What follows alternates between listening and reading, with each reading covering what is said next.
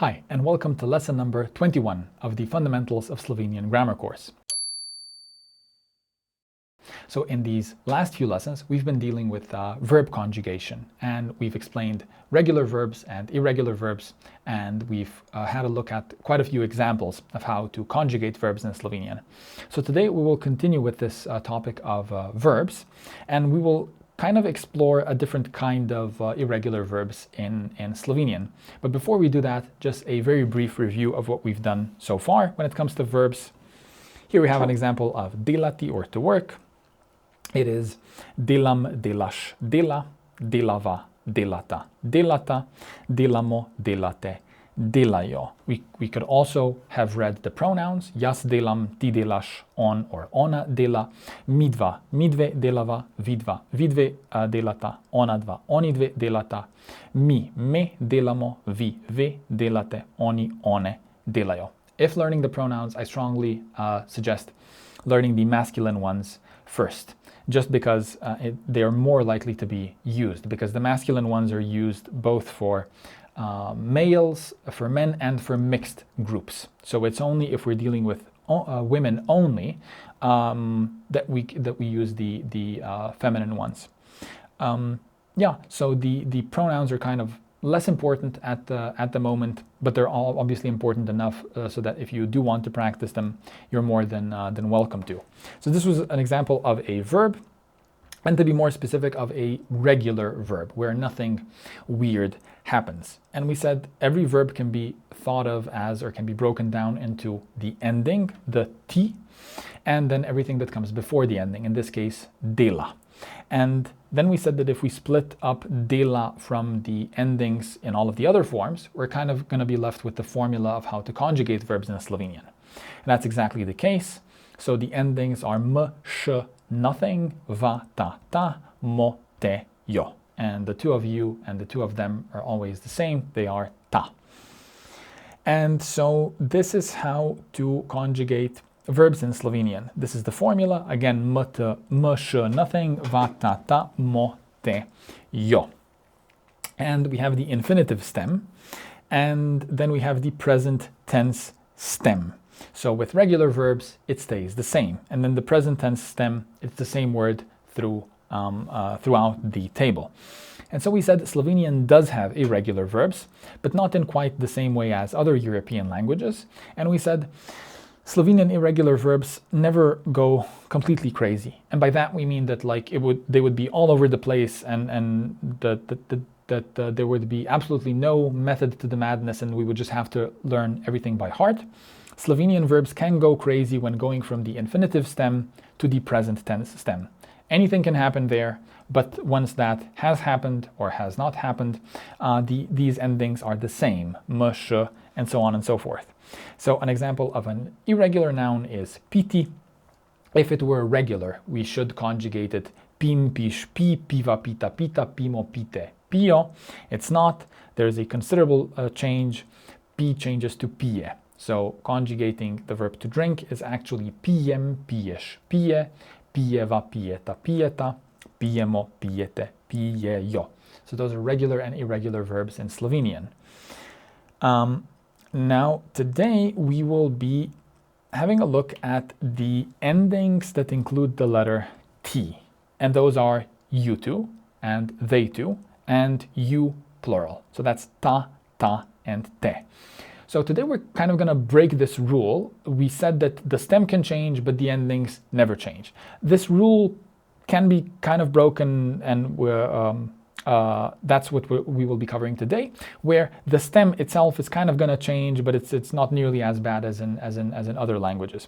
So rather than saying ta, te, we will add an extra s. So some verbs, a select few verbs in Slovenian, rather than being ta, te, their endings are sta, ste. And that's pretty much it. That's everything we will cover in today's lesson, or the most important part.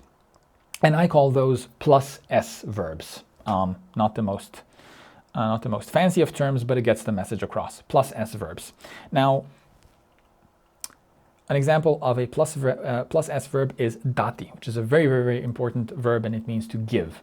So it is Dam, dash, da, dava, and instead of being data, data, it's dasta, dasta, and damo, and then instead of being date, it's daste, and then dajo, that is to give. So, dam, dash, da, dava, dasta, dasta, damo, daste, dajo. Now, plus S verbs, there's an extra S before all of the T endings. And so this affects you two, they two, and you plural. And so ta, ta, te changes to sta, sta, ste, and that's all that really happens with these verbs. Now, this is a very, very select group of verbs. There are very few verbs that behave like this, and usually if something happens very rarely, I don't have my students spend the time on energy to learn it, because I think of learning a language also as an investment, and also in terms of like kind of investing in some things are just some things are well worth the effort, others are really not, at least at the beginner stage. So this is these for verbs are very few. However, they are very important verbs. They're like the most common verbs in Slovenian, so we have to cover this. So examples are to give, to go, to know. If you just think of them, they're among the most important verbs in any language. And so here are the plus S verbs. We will cover 6 of them, and those 6 are pretty much, this is pretty much all there is to say about plus S verbs. There are more than 6 because you can have different versions from these 6. Like you can have verbs that are derived from these 6, and they're very, very similar in appearance then. But these are the main 6 and the most important ones.